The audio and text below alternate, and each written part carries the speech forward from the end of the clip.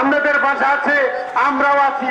আর একটু কথা বলবো, কাছে আমাদের অনুরোধ, এই টুকু নমিনেশন পাইব এই জোট এবং আমার পাশে তারা ঠিক প্রতিক্রিয়া সকলেই ঐক্যবদ্ধ থাকবেন ইনশাআল্লাহ।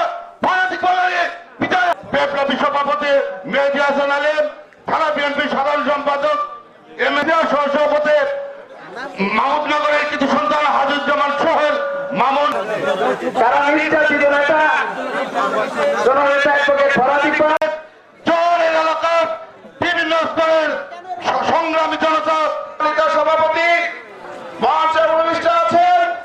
চর অঞ্চলের কৃতি সন্তানকে যিনি বিএনপিকে 17 বছর ধরে নেতৃত্ব দিচ্ছেন, ছাত্রদের জোর বসে এবং আমার বসে ফরাদী পালের জন্য জনকপতি আপনি রাস্তা দেখেন। এখন আপনাদের সামনে বক্তব্য নিয়ে আসছেন আমার নেতা তারেক রহমান। দেশে ফিরলে এই নমিনেশন ইনশাআল্লাহ তারেক রহমানের 31 রাষ্ট্র কাঠামো বাস্তবায়নের জন্য সম্পৃক্ততা কি করলো, এটা কি করলো। আর আজকে যদি আমাকে মরণ দেওয়া হতো, সারা সদরে উৎসবের আওয়াজ বিরাজ করতো। তাই আমি বলতে চাই, আমি এই দলের জন্য ছোটবেলা থেকে রাজনীতি করেছি।